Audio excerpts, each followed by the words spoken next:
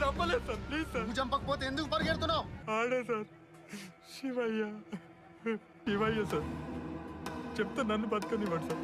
నేను లేచి చూసేటప్పటికి Shivayya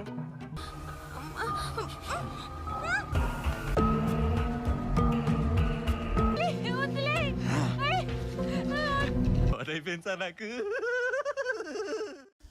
Halo sahabat, Assalamualaikum. Apa kabar? Semoga sehat selalu dan senantiasa berbahagia. Terima kasih sudah subscribe dan selalu setia menyimak video-video Excellent TV. Semoga Tuhan Yang Maha Kuasa selalu memberikan rezeki yang berlimpah ruah dan juga berkah untuk sahabat semua. Excellent TV kali ini akan membahas sebuah cerita dari film yang berjudul Karosin. Film ini menceritakan tentang pelecehan dan pembunuhan secara menyeramkan yang terjadi di sebuah desa terpencil, hingga kepolisian pusat mengirimkan seorang ACP untuk bisa menyelidikinya dengan baik dan menemukan pelaku yang meresahkan masyarakat. Baiklah sahabat, tanpa perlu berlama lagi, langsung saja kita simak. Ini dia alur cerita filmnya.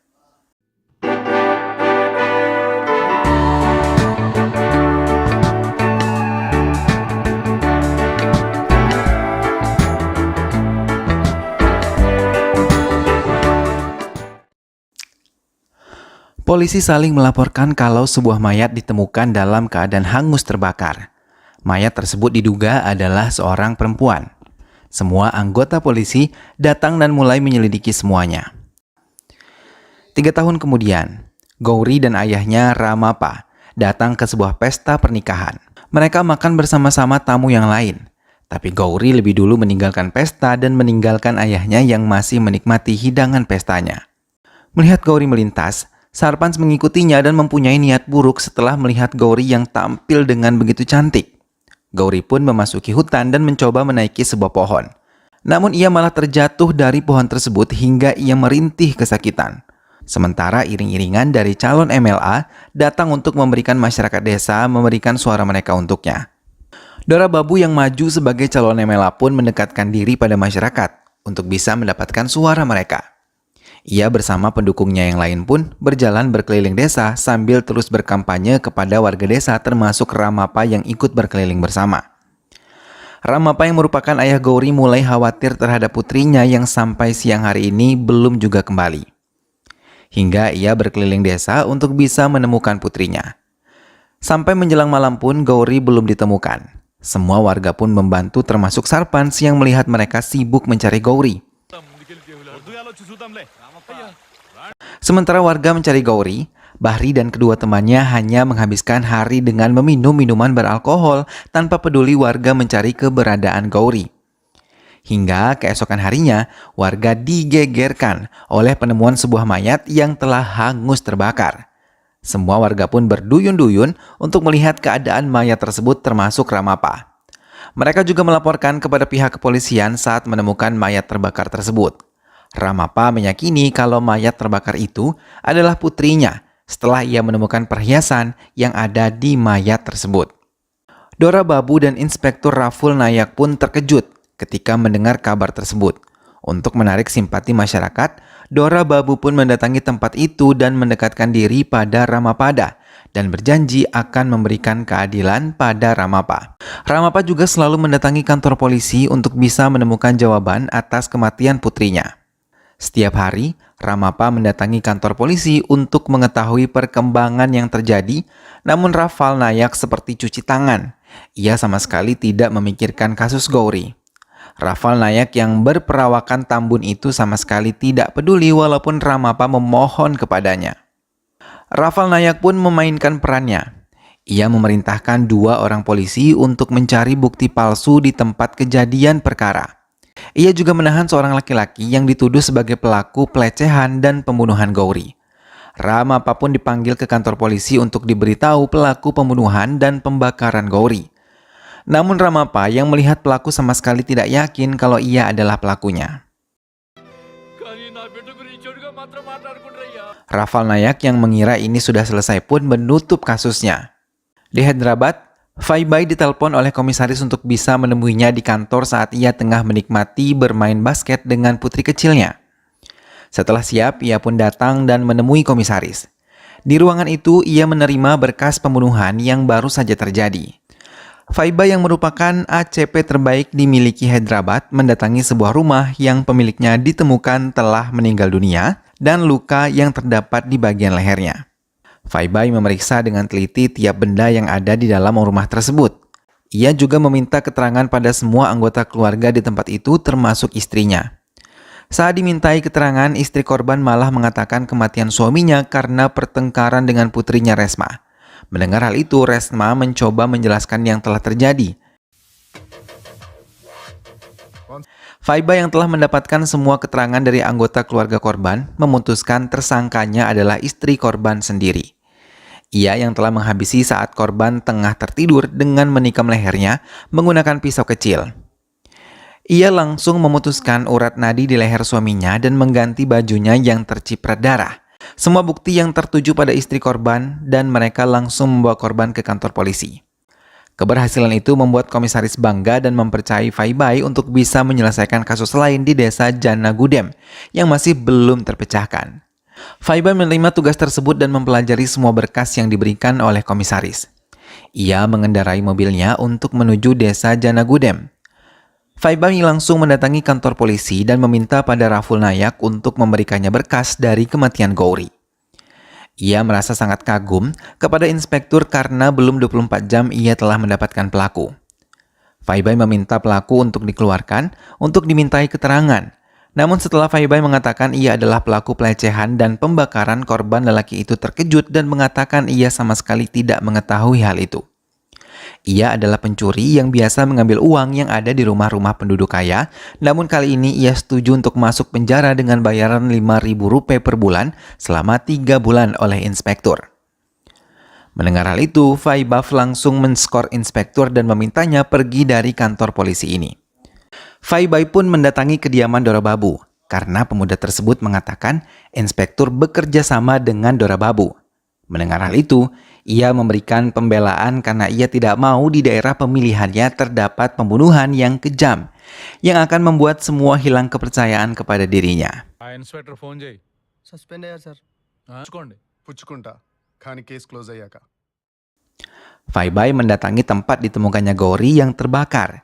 Ia menemukan sebuah korek api yang terletak di bawah batu. Ramapa yang mengetahui ada petugas baru untuk menyelesaikan kasus putrinya langsung menemui Faibai dan memintanya memberikan keadilan kepadanya dan juga putrinya. Ramaswarau telah menemukan bukti-bukti baru dan membawanya ke kantor untuk diperiksa oleh Faibaf. Setelah melihat bukti-bukti tersebut, ia meminta Ramaswarau untuk bisa memanggil ketiga pemuda pemabuk yang biasa menghabiskan waktu di tepi sungai. Bafani dan kelompoknya pun dibawa ke kantor polisi setelah mereka tertangkap basah mencuri pakaian dalam wanita yang tengah mencuci di sungai. Ketiganya dipukuli dan ditekan untuk bisa mengakui kalau mereka adalah pelaku pelecehan dan pembunuhan Gauri. Namun ketiganya pun tidak mengakuinya, bahkan mereka bersumpah tidak melakukan hal itu. Malah ketiganya mabuk berat saat kejadian dan tertidur di samping bangunan tua di desanya. Faibaf juga memanggil Sarpans untuk bisa menemuinya di kantor polisi. Ketiga pemabuk itu dinyatakan tidak bersalah setelah Faibai memeriksa semuanya dengan lebih teliti. Sarpans datang menemuinya dan memberikan keterangan yang ia ketahui pada Faibai dan memintanya untuk merahasiakan semua yang ia katakan, agar nama baiknya sebagai Sarpans tetap terjaga.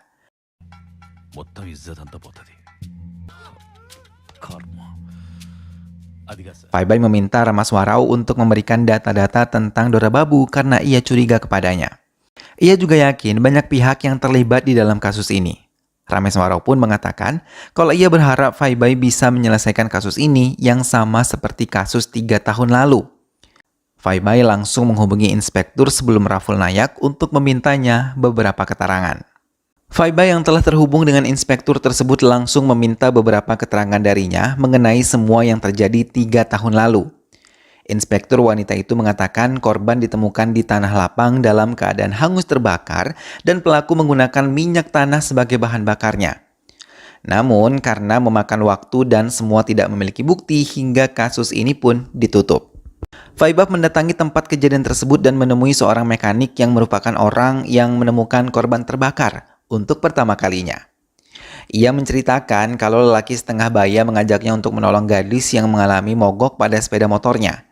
Namun sesampainya di tempat itu mereka hanya melihat sepeda motornya saja tergeletak di pinggir jalan dan kemudian mereka terkejut ketika melihat tubuh terbakar di area tanah kosong.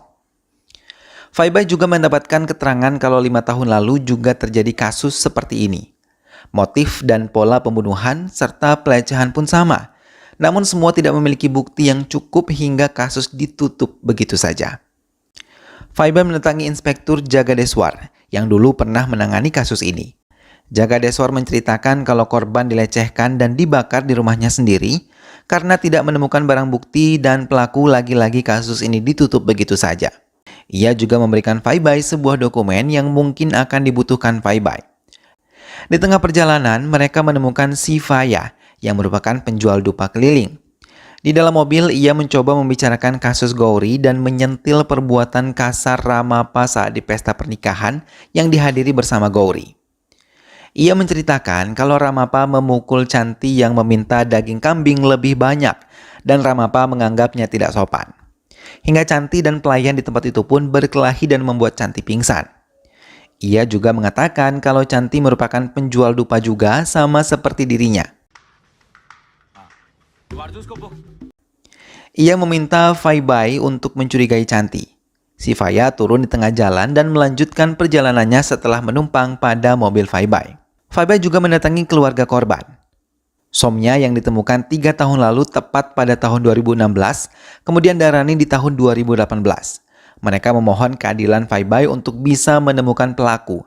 Terlebih ibu Darani yang sangat terluka karena putrinya dilecehkan dan dibakar di kamarnya sendiri saat ia bekerja. Di kantornya, Faibai memikirkan siapa pembunuh di balik semua yang telah terjadi. Ia merasa sama sekali tidak menemukan petunjuk. Saat tengah berpikir, ia melihat Ramaswara tengah berdoa dan membakar dupa, lalu mengingat kalau ia menemukan sebuah korek api yang berbau dupa di TKP Gauri. Faibai meninggalkan Ramaswarau dan mengendari mobilnya untuk menemui Chanti di sebuah warung minuman. Saat melihat Faibai datang, Chanti merasa takut dan mencoba melarikan diri. Namun dengan cepat, Faibai menodongkan senjatanya ke arah kepala Chanti. Dengan penuh rasa takut, ia mengatakan, bukan ia yang telah melecehkan dan menghabisi Gauri, tapi si Faya. Ia pun lalu menceritakan semua kejadiannya.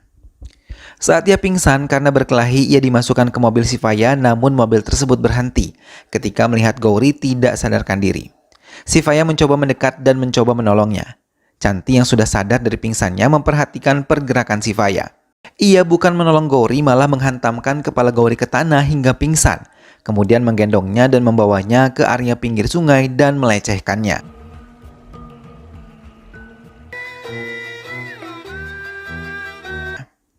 Setelah melecehkannya, ia berjalan terpincang-pincang mengambil botol minyak tanah dan membakar tubuh tersebut sambil melempar bungkus korek begitu saja. Chanti yang ketakutan pura-pura kembali pingsan setelah melihat kekejaman si Faya. Tanpa mau membuang waktu, Faibai datang ke kediaman si Faya, namun ia tidak menemukan siapapun, bahkan rumahnya semua pintunya terkunci. Hingga ia melihat sebuah mobil terparkir di halaman rumahnya. Ia meminta Ramaswarau untuk bisa memberikan laporan secepatnya setelah ia membuka bagasi mobil tersebut. Faibai kembali mencari si Faya, namun di tengah perjalanan ia mendapatkan laporan dari Ramaswarau kalau semua benda yang ada di dalam bagasi si Faya sama persis dengan sidik jari yang ada di bungkus korek. Hingga ia menemukannya di sebuah hutan dan melihat si Faya tengah mengambil beberapa tanaman. Faibai langsung menerjangnya dan menodongkan senjata ke hadapan si Faya. Melihat Faibai, ia pura-pura tidak mengetahui apapun, hingga Faibai menekannya dan ia tertawa mengatakan kalau ia memang pelaku pelecehan dan pembakaran Gauri. Ia juga mengatakan kalau dirinya yang telah menghabisi Sounya yang terlihat kesulitan ketika motornya mogok.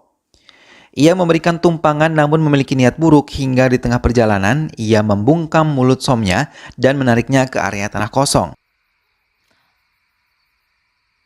Ana.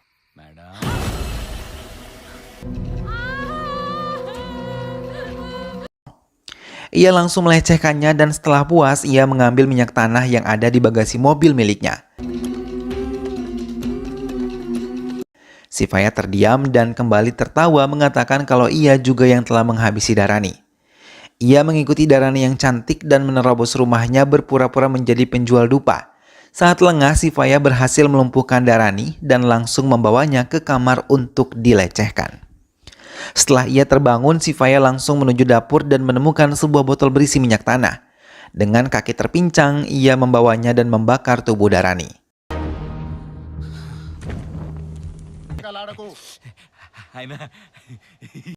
Sivaya mengatakan bau aroma wanita yang terbakar membuatnya semangat menjalani hidup. Sivaya yang telah menceritakan semuanya berpura-pura kejang-kejang.